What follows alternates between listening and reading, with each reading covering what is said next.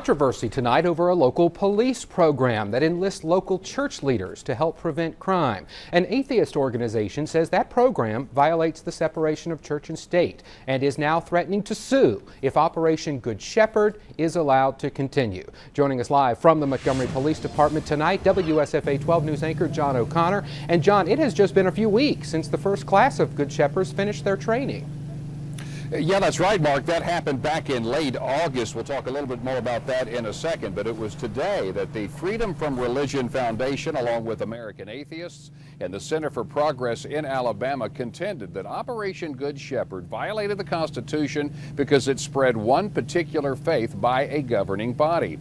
It was back in June when MPD announced the program of Good Shepherd, and they met with area ministers. They expected a few people there. They had a standing room only crowd, and then in late August, that graduating class graduated. 34 local ministers and pastors graduated from that mandatory training. That training involved how to respond to a crime scene, how to approach victims of crime, gang awareness, drug awareness, also a ride-along with MPD. But in that letter sent today to Police Chief Murphy, the Freedom from Religion Foundation says that, quote, the MPD is deliberately taking advantage of the victims of crime or loss and using their fragile, vulnerable state to attempt to convert them. We asked the mayor about that threatened lawsuit today.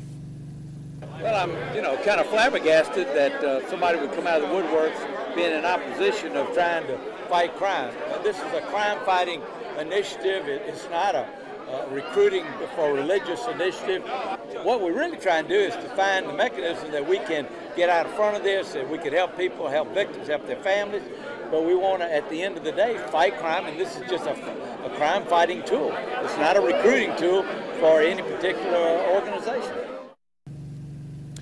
And here's a little something else about that letter that was sent to Chief Murphy today. And in it, the Freedom from Religious Foundation contends that in the least religious countries around the world, that's where you find the lowest rates of violent crime and corruption. But here in the U.S., in the most religious states in the U.S., that's where you'll find the highest rates of violent crime and homicide. Also, they say the highest rates of things like teen pregnancy, obesity, STDs, and the lowest percentage of college graduates. And Mark, one other thing about the letter, it closed by saying to Chief Murphy today that while religion doesn't cause all of society's ills, and I'll quote here, it certainly seems like Operation Good Shepherd might be throwing gasoline on a fire. Some pretty strong words. We'll obviously continue to follow this story and see if these atheist groups make good on their threat to sue the city. All right, John, and as you know, we are getting a lot of response to this story, as you might imagine. So we want to hear what you think. Our poll question online tonight asks, is the Montgomery Police Department's involvement in Operation Good Shepherd unconstitutional, in your opinion?